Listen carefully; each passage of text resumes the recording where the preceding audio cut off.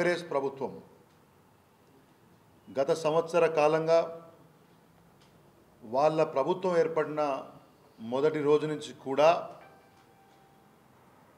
BRS party ప్రభుత్వం వాళ్ళ దగ్గర ఉంది, పోలీస్ వాళ్ళ దగ్గర ఉంది.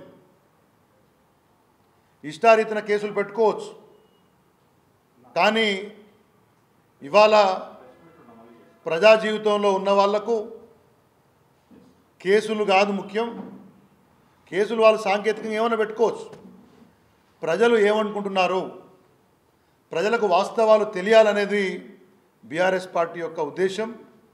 సీజన్ 9, 10, 11, 12 జరగాలనే ఒక అగ్రిమెంట్ని ప్రభుత్వం తీసుకుంది. దాంట్లో సీజన్ 9 హైదరాబాద్ నగరంలో జరిగినప్పుడు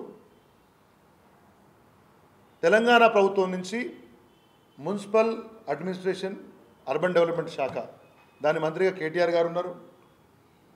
అటువైపు ఎఫ్ఆర్ నగరంలో రేస్ కొనసాగుతుంది, తద్వారా మనం అనుకున్నటువంటి లక్ష్యం నెరవేరుతుందని చేసినాం. కాబట్టి ఇదేవి ప్రైవేట్ జేబులకు పోలే, అంటే ఇక్కడ అవినీతి జరగలే. వీళ్ళు ఇవాళ ఏం కేసు పెట్టినారు? ప్రివెన్షన్ ఆఫ్ కరప్షన్ యాక్ట్, అవినీతి నిరోధక చట్టం కింద కేసు పెట్టారు. అవినీతి జరిగిందంటున్నారు. మేమేమంటున్నామంటే, అవినీతి జరగడం అంటే ప్రభుత్వ సొమ్మును అప్పనంగా ఇంకెవరికైనా దగలపరచడము, లేకపోతే ప్రభుత్వ నిర్ణయాన్ని ఒకరికి ఫేవరబుల్గా చేసి 4 రూపాయలు తీసుకోవడము, లేకపోతే ఇంకెవరికన్నా అనుకూలంగా ఉన్న వాళ్ళకు క్విట్ ప్రోకో, నువ్వు అది చేయి నాకే చేస్తాను అనే పద్ధతిలో వివరించడము. ఈ 3 ఇక్కడ లేవు. ఎఫ్ఈఓ హెడ్ ఎవరైతే ఉన్నాడో ఆయన ఈ రేసు కాంగ్రెస్ ప్రభుత్వం వచ్చిన తర్వాత మరి మీరేం మాట్లాడట్లేదని చెప్పేసి హైదరాబాద్కు వచ్చి ముఖ్యమంత్రి గారిని కలిసినాడు.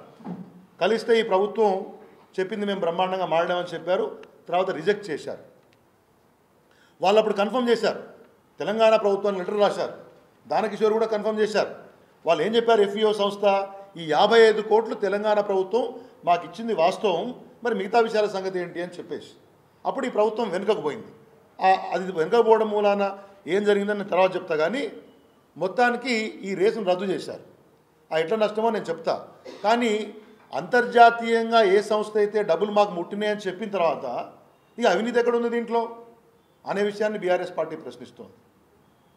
ఒకటి, నిజంగా తప్పు చేసి ఉంటే, ఎవరినైనా ఏమార్చి ఉంటే, ఎవరైతే మంత్రిగా కేటీఆర్ గారు ఆ రోజు నిర్ణయం తీసుకున్నారో వారు ఇవాళ శాసనసభలో ఉన్నారు, శాసనసభలో సభ్యుడిగా ఉన్నారు, అసెంబ్లీ సమావేశాలు నడుస్తున్నాయి. ఏ సభ్యుని మీదనైతే ఆరోపణలు వచ్చినాయని మీరు అంటున్నారో, కేసు పెడతామంటున్నారో ఆయనే బాజాబ్తా చర్చబెట్టండి. అవినీతిని నువ్వు చెప్తున్నావు, ఎట్లా అవినీతో నీవు చెప్పు, ఎట్లా తప్పు చేయలేదో నేను చెప్తానని చెప్పేసి చెప్తే ఈ ప్రభుత్వం వెనుకకు పోతూ ఉంది, కాగమ్మ కథలు చెప్తా ఉంది. చేతనైతే చర్చ పెట్టాలి కదా, ఆన్ రికార్డ్ అసెంబ్లీ ద్వారా. అంతకంటే అత్యున్నత సంస్థ ఏముంటుంది? It's the biggest institution for public accountability.